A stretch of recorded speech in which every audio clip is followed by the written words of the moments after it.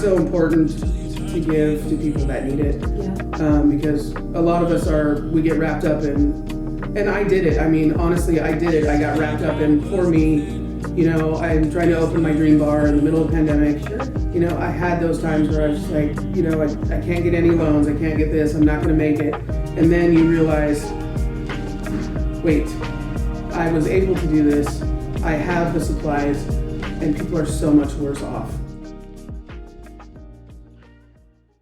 So today we're here with Nicole Andres, the owner of Nicoles Bar in downtown Olympia, and she's going to tell us a little bit about her story, about being a bar owner, and some of the challenges that she's had to overcome this year with COVID and everything that comes along with that. In the restaurant industry and the bar industry has been hit pretty hard. So Thanks for being here. Absolutely, thanks for having me. Yeah, it's been a heck of a year. I'll kind of start from the beginning. I've been a bartender in the area for about 22 years now, quite a long time. My career started, I was a regular at a bar on the west side. It was previously Tequila Bar, Burrito I don't know the Tequila Bar. Yeah. I was a regular there. They had a bartender quit, and the owner said, "You ever been interested in bartending?" I said no. I was a barista at the time. But she convinced me that it's very similar, so give it a shot. So is it very similar? No. It's more, way more complex and complicated. But I basically walked in the next day, and the Tequila Bar, if anybody knew what it was about, it was packed every single day.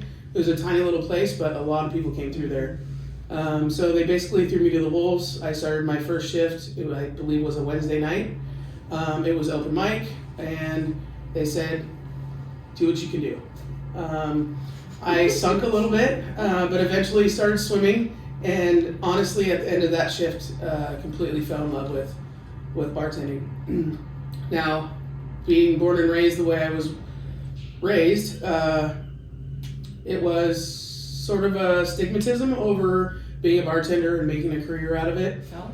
So falling in love with it was a little bit scary for me because it meant I wasn't going to a 4-year college. It meant, I wouldn't have medical insurance and a retirement fund and all that stuff. Sure. But I went after it, and I ended up spending about 7 years at the Tequila Bar before it sold. And then from there I went down to Charlie's, when it was still kind of a dive bar, before it was renovated. So it was my first taste of being downtown, which when I was first started bartending, which is where I hung out all the time. I mean, downtown back then was a different place. And you could go anywhere all the time and not worry about anything and kind of bar hop, so that was fun. So I spent about 9 years at Charlie's. Was a part of when it was kind of the spot, when there was a line down the block. I remember that. Yeah, it was a little messy. A little chilly too when you're waiting to get inside. Yes, but it was fun, karaoke, dancing. Back then, the dance floor, if a lot of people were on it, kind of sunk. You never know if you were going to break through into the sound. But it was fun. I got my first management experience at Charlie's. The owners kind of put me in charge, which was a large learning experience for me, kind of managing staff who started out my friends, and now I'm their boss. Oh, yeah. Different dynamic for sure. Way different dynamic. So I ended up losing a couple of friends along the way, but I got a lot of experience. And then unfortunately, Charlie's ended up selling, which landed me up at Pints Barn in Tumwater. Pints Barn probably was the first place that I, in my mind, called my own. I poured my heart and soul into making it a safe place where there's live music, have fun, doing a lot of fundraisers for the Tumwater community. That's kind of when I delved into helping the community up there. Got involved with different foundations. But it was really... Started your own, right? And started my own, yeah. So it was really fulfilling to bring in Coats for Kids from Tumwater, and the owners of Pints Barn allowing me to do those kinds of things was nice. So probably my I would say my second year into Charlie's, so before I went to Pines Barn, I started thinking about what it was I liked about the tequila bar, what it was I liked about Charlie's, and started taking some notes and putting together a folder of what I would want my dream bar to be. Not knowing if I was going to fulfill that dream, Sure. But wanted to at least go down that path. Had lots of conversations with bar owners in downtown Olympia and on the west side, and learned as much as I could from them. When Charlie sold, I went to Pines Barn, and I was able to have some flexibility of getting into the community, managing, booking bands, sort of the demographic we were after. I was able to take more notes and spent probably a majority of my time at Pines Barn not only trying to become part owner of Pines Barn, but if that wasn't the case, doing my own thing. So when I spent my almost 9 years at Pines Barn, towards the last year, my folder of what my dream bar would be was pretty thick. And it was not only about like community building, but also what I wanted to look like. What I felt downtown Olympia was not necessarily lacking, but what it's never seen before. Sure. So when the opportunity arose and I was able to become a part of my own business in downtown Olympia, where I was born and raised, where I used to spend until 3 and 4 o'clock in the morning drinking Oli Stubbies, walking the streets. When it came up, it was my opportunity to provide a space that I had never seen in downtown. And also get into a different community, get into Olympia and dig my claws into where I can help in this area. Yeah. There's a lot of work to do down here, and I haven't had the chance really to dig my claws in, but it's been nice to be back into where I used to stomp around, Yeah. And kind of create a new vibe down here. Absolutely. Yeah. It's home. It's right? home. It's home. Yeah. Yeah. Yeah. So then you started Nicoles Bar, Mm-hmm. and then tell me more about that. So your dream is finally coming true. Yes.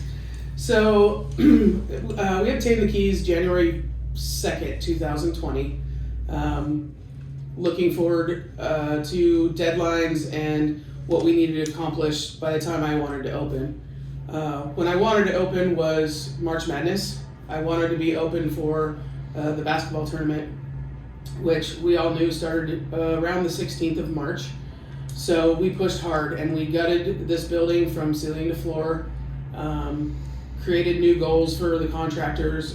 Basically every 2 weeks I was like, okay, here's where we need to line up in order to open on this date. You were in here doing work yourself too, right? Yes, Yeah. I was here every day. Yeah. I lived here about 8 o'clock in the morning till about 10 o'clock at night. Wow. Yeah. It was fun. I was got to be a part of building this place. Sure. Instead of coming in and checking in. So all of our contractors, bless their souls, met my deadlines, and this crazy virus started becoming a thing. We weren't sure how serious it was going to be until probably the first week of March, and then had no idea that on March 15th we were going to get completely shut down. Yeah. Like, Had you even opened yet? No. Right. So No. you didn't even get to open, and they shut you down. Yeah, we hadn't even opened. 2 days later was our opening day. Right. So the blessing in the beginning was, okay, now we have a little bit of extra time to do the finishing touches Sure. on the bar, like light fixtures or pictures on the wall, purse hooks on the tables, all the little things that I wanted to get done. So that was the blessing in the beginning, and then it just went on and on and on, to the point where you're sitting in your in your dream bar that you helped build, and it's empty. So it was a couple of weeks of pretty low feelings for me. I wasn't sure if I had made the right decision. I wasn't sure what was going to happen without being able to have a grand opening, without just it feeling normal. Yeah. I had plans of March 17th unlocking my door and turning my open sign on for the first time and having all my people come. Yeah. So it was a challenging time, mostly emotionally for me. The building was done, we were ready to roll. It was just coming down here and literally spending 6 hours by myself looking around going, wow, here we are. And I don't know if after building this, I'm gonna make it. Because rent didn't stop, power bills didn't stop. Yeah. None of that stuff stopped. So when it started getting to the place where we could start doing takeout, it was a struggle because I didn't want people's first impression to be takeout food. Fries get soggy, sandwiches get soggy, Yeah. you put them in boxes and who knows how long they're driving to get home. Yeah. And I really, really didn't want people's first impression to be takeout, but it got to the point where the first week in May, we had to make the choice. Yeah. So May 7th, we opened our doors in 2020 and did takeout, and it was awesome. I have to say, the amount of support that we received in that first week alone, even in the first day, I had about 10 people bring camping chairs and sit out front. That's awesome. Until we turned the open sign on. And turning on the open sign was emotional, Yeah. because it was an open sign for takeout food. It wasn't an open sign for here we go. Sure. So that first week was pretty great. And then, we started moving up in phases a little bit rapidly. So we were able to do takeout, and then we were able to have 25% inside. So that was really exciting. Oh my right? gosh. 'Cause finally, you're like, people are in my bar. People are in my bar. And the timeline seemed to go pretty well. I was like, okay, those couple of months really sucked, but now we're going pretty quickly. We were able to kind of dig our feet into the ground and serve people in the way we wanted and show them fresh food and the drinks that we were capable of. And also to be able to see what we did. Yeah. To walk into the building that we created, and which is beautiful, by the way. thank you so much. Thank you. I'm very proud of the way it turned out. It's gorgeous. Thank you. So we were going in the right direction, and then all of a sudden we got shut down again, which just add to the roller coaster here, right? It was awful. Because when you start a business, there's already that fear of, is this going to work? Is it not going to work? Am I going to be able to make it happen? Especially with statistics out there on, how long business to survive, and then you just have this whole roller coaster. Right. Yeah. Right. So we go from 25%, and then we get shut back down due to the virus, and unfortunately but fortunately, there was, all this funding that started happening, right? So the PPP started coming around, and come to find out, as a new business owner, we didn't qualify for any of them because we had no numbers to compare them to. Right. The year before, we weren't in business for a year. So all this funding that was going around, thank goodness for the restaurants and businesses around us, because we won't survive without them in the long run. But we were wondering, now what do we do? Right. So I kind of had to spend a couple days wrapping my head around, now we're shut down again, I don't know for how long, what can I do to pay my bills? And that's when I started really pumping out my bar swag, and I have no idea why, but truly blessed for the amount of swag that we were able to sell in the interim times. People were asking me to ship it to Canada, they were asking me to ship it to Australia. That's awesome. Yeah. You have pictures, including myself, representing your swag all over the world. Yes, which has been really fun. It's been really, really fun. And to be completely honest, there were times when hoodies and hats and t-shirts paid my rent. And now, that's why I started the whole Facebook thing of people representing, and I want people to know that I appreciate how much they supported me during those times and how much they're continuing to support me. So I had to get really creative with, what kind of swag am I gonna do? It's gotta be comfortable, it's gotta be good quality, it's gotta be warm, it's gotta look cool, So with my logo guy and a guy that I do business with that makes all this stuff, it's been a huge success. And then, wrapping your head around, okay, so now we paid the rent. What are we going to do about electricity? What are we going to do about all the food that we brought in? Yeah. And now we are going to have to throw a lot of it away. Yeah. Because you bring in product because you start getting busy, and then now we're not selling the product. Right, because now you've been shut down, so you Right. have all this food. Right. Yeah.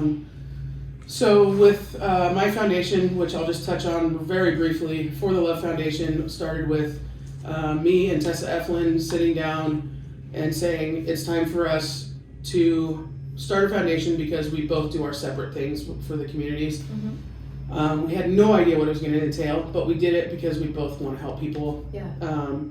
So with the foundation being started and being able to help the elderly and kids at school and things like that, we were able to take the food that was here, and instead of it going to waste, we were able to feed a lot of kids who weren't in school, who go to school That's to get awesome. their meals. That's Right. awesome. So at that point, I was able to dig my claws a little bit into the community. Yeah. And I gotta be honest, it was the only thing that got me through that time, was dropping those meals off to North Thurston School District, Tumwater School District. We dropped a ton of meals off at Shag, the elderly folks' home, and just seeing them come out and being so thankful because none of them can leave their houses. Yeah. They're in Yeah. the middle of a pandemic. Yeah. The elderly are forced to stay inside. Nobody can visit them. They can't go visit people. So it was pretty awesome and fulfilling to be able to do that, and also know that kids are still getting fed even though they're not going to school to Yeah. get their food. Yeah. So that got me through that. That's The awesome. next shutdown. Well, and I think that's one of the reasons why, like they say, what goes around comes around. And I think people have really been so willing to support you because you've been so willing to support everyone else. I mean, your heart is known around this community of being of service. And so I think that, that's just one of the things that I've always admired about you is that you really give back to the community and you really are an integral part of making sure these things happen. Yeah. With all the things you had at Heinz Barn for the community and what you're doing now with your own bar, I think is really great. Even in the midst of your own struggle, Right. you turned kind of your mess into a good message for someone else. So Right. that's awesome. Yeah. Thank you for doing that. No, thank you. Yeah.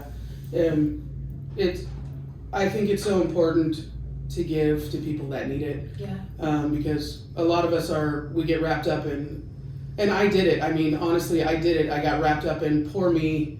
I'm trying to open my dream bar in the middle of a pandemic. Sure. I had those times where I was just like, I can't get any loans. I can't get this. I'm not going to make it. And then you realize, wait, I was able to do this. I have the supplies, and people are so much worse off. Yeah. And so it was very very enlightening. That was an enlightening moment for me, and it pulled me out of what are you doing? What's your focus here? Right. Let's refocus and help the people that are worse off than you. Mm-hmm. And it feels good. That's Feels great. really good. That's awesome. So we are now in an upswing again. Fingers crossed it stays that way. I think we're all finger crossing that it stays that way. Fingers crossed that we stay in this upswing. I can't tell you the amount of support that's been happening since we were able to open back up again. The 25% thing this time around has been a whole nother ball game. So first you had to set tents outside, right? Yeah. Because Right. you could eat I try to forget about that. in a tent, right? Right. Yeah. And that must be a little difficult here in downtown Olympia with, a lot Yes. of the things going on around here. Yeah, So- sorry I skipped that. I try to block That's that out of okay. my mind. So we started back with outdoor dining only. Yeah. And with me not having a patio or any sort of parking space to do it, I had to go to the city and ask for a parklet, basically. So they gave me 2 parking spots and dropped off picnic tables, which I really appreciated. and said, set it up how you will, it can't be a permanent structure. So here I am looking for pop-up tents in the middle of a pandemic. When everybody's buying pop-up Everybody's tents. buying pop-up tents and everybody's buying heaters. Yeah. You know, I was able to find some tents out of California. It took about a month to ship. It also took about a month to get my tents up. Just working with the city, and you know, I'm on a street where there's bike lanes and you know Sure. all the regulations. When it finally got up, I was able to seat 20 people inside my tent, which was not very many. No. That doesn't pay your bills, but every single night those 20 people showed up. Yeah. And they had 20 people left and 20 more people came. Yep.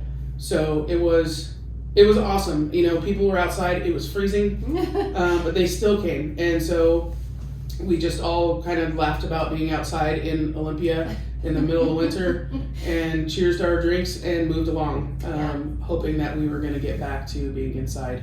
So when that inside announcement came, it was the best thing ever. Yeah. Once again, it was only 25 people, but you know, the city allowed you to keep your tent. So 25 people could be inside, I could still see 20 outside. Yeah. So that helped with the capacity. Now in the meantime, we're dealing with protests. We're dealing with people that are spray painting my tent, stealing propane tanks from my tent, tablecloths of all things. You know, I got tablecloths from Party City, and every morning I'd come back to the bar and they're gone. So it's been a challenging thing having people sit outside because of safety, and my customers and my staff's safety is the biggest concern of mine. Sure. So there have been several times when we were at 25% and we could have the tent that I had to close business. Because, you know, we had SWAT team up at the Governor's Hotel, or we had people breaking windows up at the corner, you know, standing on the roof of Oli Supply, and, you know, all this stuff happening around us to where it's Saturday night, it's a good night for me, and I had to close my doors. But to me, nothing is more important than people feeling safe and comfortable down here. So whatever, you know, you just adjust and we open again the next day and hope that it doesn't happen again. It's gotten a little better downtown, although, you know, we lost our tent again to a windstorm. Gosh. So we put up another tent, and then, you know, 3 days later, graffiti all over it. So honestly, I'm kind of over the graffiti. I'm leaving it up now. We may do our own graffiti at some point. So the customers don't care. I don't care anymore. You know, we're downtown. We're just kind of used to it. But the tent, I'm looking very forward to taking down. I'm permitted. Sure. Yeah, I'm permitted to do a permanent parklet, so we'll have a permanent patio out there in June. Nice. Fingers crossed it doesn't get vandalized. Probably will, but it'll be a permanent structure, and we won't have to deal with that tent ever again. Hopefully. Hopefully, yeah. So anyway, so here we are, moving to 50% on Monday, March 22nd, 2021. Yeah. We just had, well, what's today, the 16th? So it's the 1 year anniversary of when I was supposed to open. I feel like it's been 10 years. It's been a very, very long year. Yeah. But I'm very thankful to have my first St. Patrick's Day in here tomorrow. And then the tournament this weekend, the NCAA tournament. And I have live music again. Yay, we're all excited for I know. that. I know. I can't wait to start dancing. Yeah. We can dance inside, right? Right.